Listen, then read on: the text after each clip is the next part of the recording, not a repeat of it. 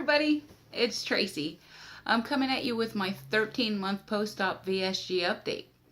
And I know it's been a very long time since I've updated. I apologize. It's been a lot going on, guys. To be honest, I've got kind of complacent. Anyways, I'm going to get my stats and then get a little bit into today. I was a month behind on my 1-year post-op follow-up with the surgeon, and I had my appointment today. I'll tell you a little bit about what he said. But anyways, get to the point. So I had my surgery. My high weight was 330 pounds. I had my surgery on May 22nd, 2016 at Trinity Bariatrics with Dr. Joseph Colella. On surgery day, I weighed 304 pounds. Today, like I said, 13 months post-op, I weighed in at 247.2 pounds. His scale weighs me about 4 pounds heavier than my scale, so that was quite of a huge disappointment for me because I had fought very hard to see 243. Those of you who know my struggle, I've been stuck at 244 all the way back up to 250 anything. Today was exciting. I saw 243 for the first time since my surgery. And I was hoping I had made progress. So anyways, I got to go with his scale. So 247.7. Since my surgery, that's only a loss. Okay, not only. I earned every pound. I worked hard for it. That is a loss of 56.8 pounds. And since my high weight, it is a loss of 82.8 pounds. I am not going to say that I'm not disappointed that I had hoped for higher. I will definitely admit that I had hoped for a lot more. When I had went into this process, he had told me I could at least achieve 199 pounds post-op within a year. I'm not going to deny an excuse and whatever. I have had a lot to do with it. I'm stressed. Stress makes you store body fat. No matter how hard you're working it, I'm stressed. I'm working through college, working full-time 10-hour days. I'm a single mom with a sick child who has been homeschooled. We've gone through a lot with health conditions with her in the last year. There's been a lot to go on. Like I said, I'm not making excuses. I am responsible. I eat convenient food, whatever's fast. Whatever I eat a lot of the same things. Cottage cheese, cheese sticks, beef sticks, bacon, eggs, those kind of things I eat consistently. But when I'm in a hurry for a meal, I do soup a lot. I'm not going to lie. I do. I do protein shakes a lot. Breakfast and lunch usually is protein shake. Cheese stick, salads. Like I said in the beginning, if this is going to fail for anybody, it was going to be me. I said that after my surgery because I didn't feel restriction. I advised the surgeon that I could drink a whole bottle of water. I could chug a whole bottle. And did I? No. But he told me today that he gets concerned when people say they have no restriction because they have obviously tested that. I have not. I do limit myself, but I don't feel restriction. And I know that's his opinion, but the truth is, I have never chugged a whole bottle of water. I'm just telling you, I feel that I could. I won't test it because I'm afraid to hurt myself. I actually have been accused of having a bit of obsessive compulsiveness about my surgery, about my weight loss, and maybe that's adding to the stress and the storage of the, body fat. It's possible.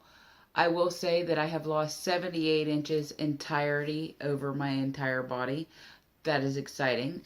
Though I have been in a stall of not really, I've been up and down the same 10-pound range since February, I'm still losing inches. I'm still trying to work out. I have slacked off in the last month. I kind of got complacent, like I said in the beginning. I really can't make excuses, but the fact is that I'm giving up. I'm not really giving up. I'm a fighter, but somewhere in me, I have stopped taking my vitamins. I've stopped measuring my food, and that's a bad thing. I've started allowing ignorant carbs back into my body. I mean, I get that we need to have healthy carbs.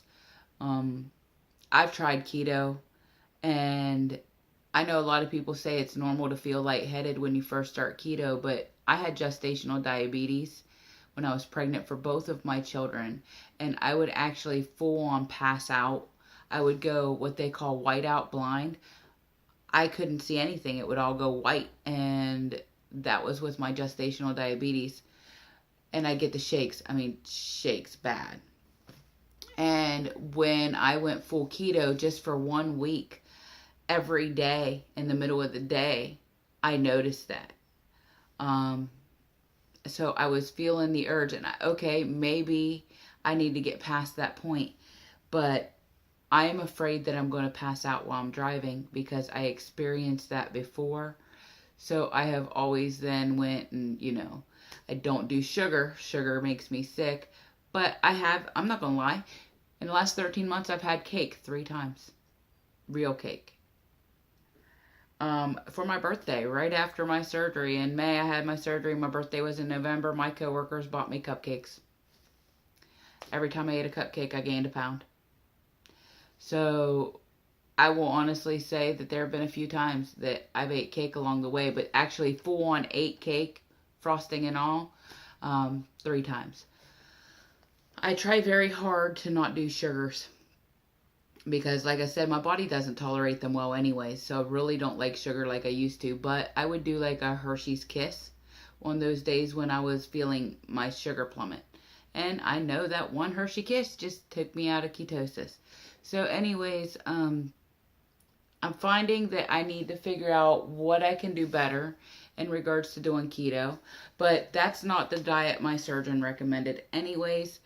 I did not see my dietitian today. The physician's assistant, she's amazing. She's no longer with my surgeon. I don't know if she promoted, became a doctor, went back to school. I don't know the situation, but I wish her luck. I don't have any animosity, but when her opinion and the dietitian's opinion conflicted and I was not seeing my surgeon and I was expressing the need to speak to him throughout the entire year and not getting to, it's all been confusion, okay? I'm not blaming anybody, but there was a lot of things in my situation that should have been done differently. Should I have went to the support groups? Yes. Please do. If you were early on, please go to the support groups. It's important that you hear what other people are going through and that you're not alone if you're not doing well or if you're doing great. Either which way, you need that support. I encourage that with my clients. I'm a drug and alcohol counselor. I recommend them go to AA and NA or whatever support group that they find works for them. Needless to say, I didn't. I don't really have a lot of time, not to make excuses, and I know everybody says you can make an hour anytime. When you're working 10-hour days, you drive an hour each direction, and you have a child at home who's sick. Anyways, it's been tough. I try to work out. I try to work out no less than 5 days a week, at least 30 minutes. I was walking 3 to 5 miles 3 days a week, and the last month I've slacked off. I will get back to that because I feel much better when I do. When I walk even just 3 miles a day for 3 to 5 times a week, it feels amazing. I feel good, so that's what I want to do.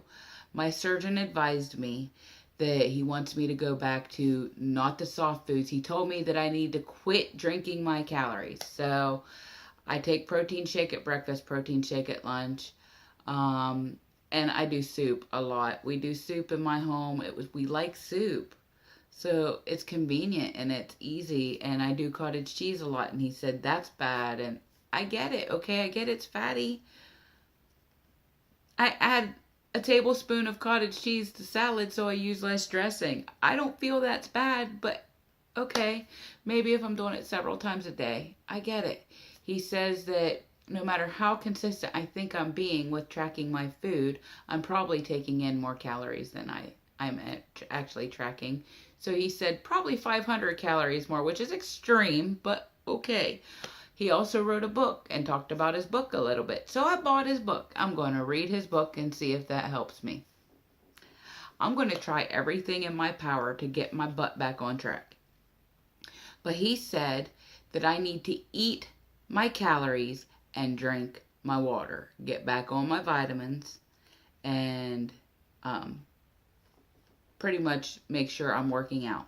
He said I don't have to be a professional athlete, but make sure I'm working out. The vitamins is a big deal. I get it.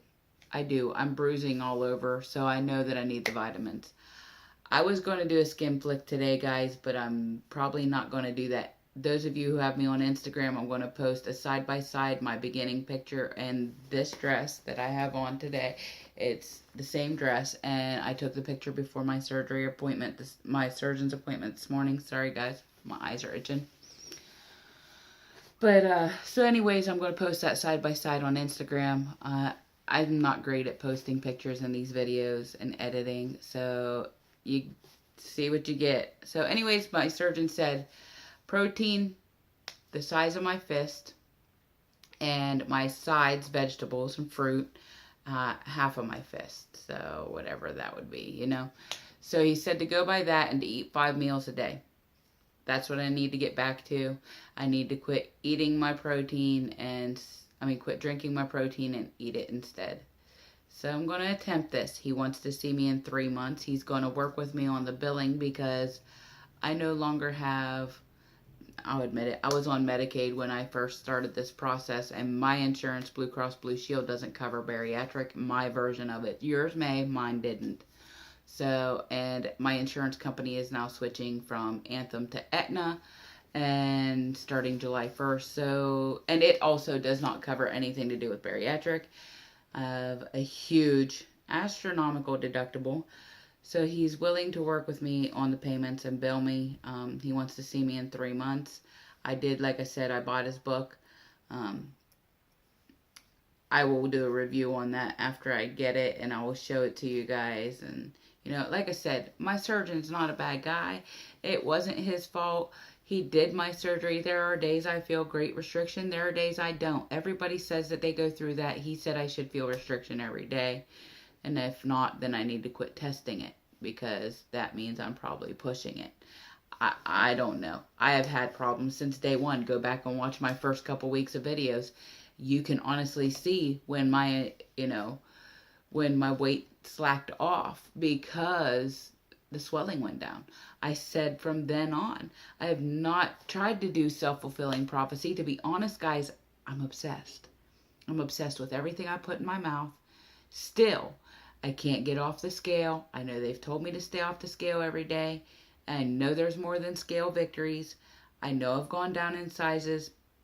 And I really try hard not to compare myself to other people. Some of you are rock stars with this weight loss, and apparently I'm not. But it's okay. I'm still losing, and I'm proud of that. I'm proud of the weight loss I have had. And some people tell me because I am losing slower, I'm more likely to keep it off, which is okay. I get it. But I have been in the same weight range since February. I cannot get out of the 240s. I talked to him about Contrave. I talked to him about Belvique, and I talked to him about Adipex. He wants me to work with the diet. And listen, I don't know what to do. I've been a yo-yo dieter all my life. I've lost 50 pounds many times and didn't have to have surgery to do this. I don't know what to do. All I know is I'm going to keep listening, and I'm going to keep doing what they told me, and I'm going to work hard on high protein, low carb, and that's what I'm going to do. So anyways, guys, I hope you're all doing great, and I'm sorry this seems negative. It's really not. I am excited. I mean, look, I got collarbones, I'm excited about where I'm at. I just wish I was a tad bit further along. But it's okay. We'll get there. I am not giving up. I'm a fighter. I'm going to keep trying. I wish you all luck. I'm sorry it took so long to give you an update, but I wanted to have my appointment first. Anyways, talk to you guys soon. See ya.